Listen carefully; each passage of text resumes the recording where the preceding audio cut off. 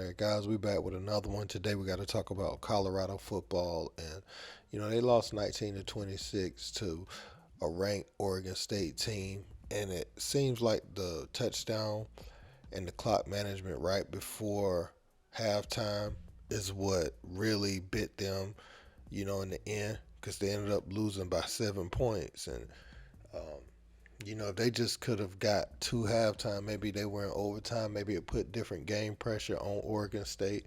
Who knows?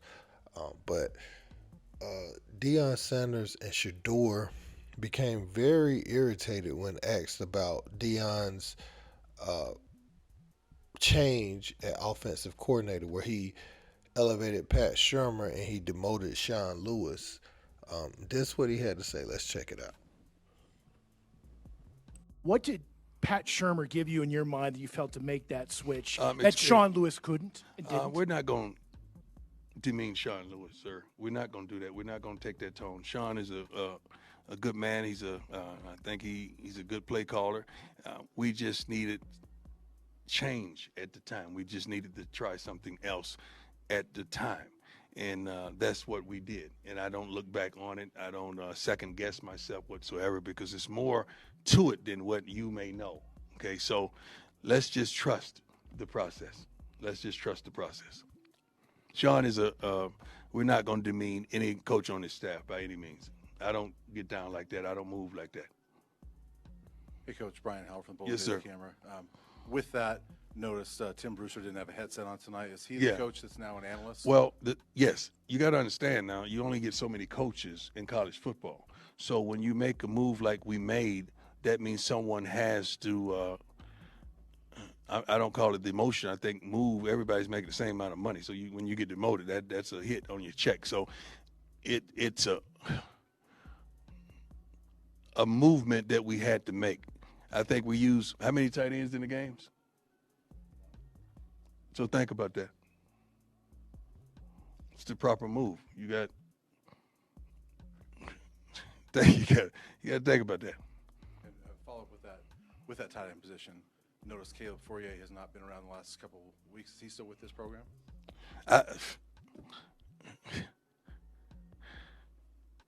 My focus is winning these games, man. It's not who shows up to practice and who doesn't. I mean, let's talk to Brew about that. Okay. Ask people around. When did you decide to maybe consider making the change? Was it after UCLA, or was it even before that you were looking into it? I'm not going to disclose all my thoughts, man. I mean, my thoughts are my thoughts. I'm not going to disclose when I make a decision to do something. Just know that I made the decision and I don't stumble or stutter on it, and I'm not looking back. It is what it is, and that's what it's going to be. I make a decision to help this team win. You guys don't know all the intangibles in it. You just looking from the outside of the crib, looking in. I got tinted windows, and you can't even see in the house, but you're making conclusions on what I should and should not do. Oh, you mentioned there's not much difference between the two play callers, but were there differences in tempo and in any, maybe names tonight, or at least ideas? And who would you like to see, that were up to you, be the play caller going forward? I mean, at that point, you just asked me just a setup question at that. Like you just want just a headline question. I'm not even gonna answer that, honestly. I can't even answer that. So my thoughts on this, and I praise Coach Prime and Shedeur, and I've criticized them, but I think all in all, Coach Prime was right here. You don't want to call out any member of your staff if you have to make a change, and it's true that these guys are all making the same amount of money. Then it's not really a demotion. He moved them. He moved the pieces around the chessboard pretty much, and he's trying to see what he can do, if anything, can motivate this team to perform at a different level. Because he feels like they're capable. And you saw, with a few of these ranked teams, they've been right there. USC, they came back. Oregon State, there was an opportunity there. So the team is falling short. And there were things at the time with Sean Lewis early in the year, even with Jay Norvell when they were playing Colorado State and other teams, they felt like he wasn't making the best decisions. But when it started to bite him, the team that is, they moved him around, and he's still signaling the play calls. But What's the name is calling the plays. So yeah, that's and looking at what Shedeur had to say, a lot of people gonna get on him about trying to be like his daddy when he's not at that level yet. That's one of the things Stephen A. Smith was talking about. He sounds just like his father, at that point, and he's starting to take on that personality a little bit more. Which I mean, obviously, you would expect the kid to do that. But all in all, with him and what he said, he's right to recognize a setup question. That was a question to get him to say something negative or something that wasn't favorable to one of those offensive coordinators, and they were going to go print it and start a whole nother issue. And he's the lead of the offense, so he was smart to recognize that, in my opinion.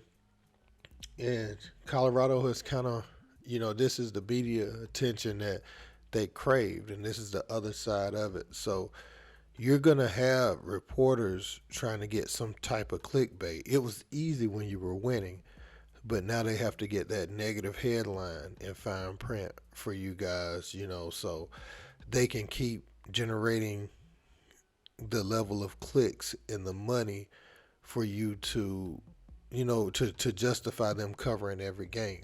Because they're sending people to every game because Coach Prime has the ability to say something or do something that can get them 1 million views in 10 hours, or, sell a bunch of newspapers in their area, or, get subscriptions on the local newspaper site, or whatever, or national newspaper site. Fox is there, everybody's there, ESPN, you know, get people to subscribe to their Colorado section. So it's definitely a numbers game. So people are going to ask them some crazy questions is pretty much what I'm trying to say. So they have to be ready for it and look at most questions. Don't answer anything too quickly. They can wait a couple seconds till you process every word that you just heard.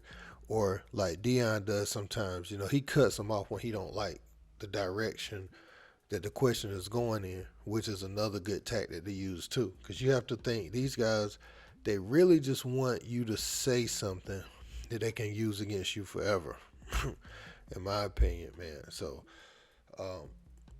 Colorado, again, I say this all the time, it was a turnaround from one game they won last season. They're 4-5 now. It looked like they were going to get a bowl earlier, but probably not so much now. And there's a debate going around right now saying, should Shedeur sit the rest of this season? Do you risk him taking any more of these hits, or do you get him ready for next season? Because just a few more games left. Are you going to leave him out there on the field to continue to take that punishment?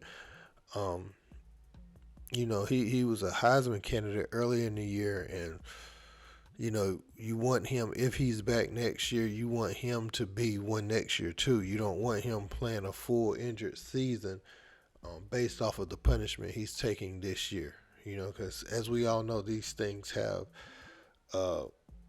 complex impact on the body, where it could be something that was hurting, this year. It can show its ugly head in September next year. You know what I'm saying? It can get worse. So, is he gonna play Shedeur the rest of these games? I'm pretty sure Shedeur wants to play. Any competitor wants to play and finish the mission. But I want to know what you guys think. I didn't say one way or the other. I'm just saying it's a debate online, and also people saying he's holding the ball too long to protect his stats. I want to know what you guys think about these two things in the comment section. Don't forget to like, share, and subscribe. Till next time, peace.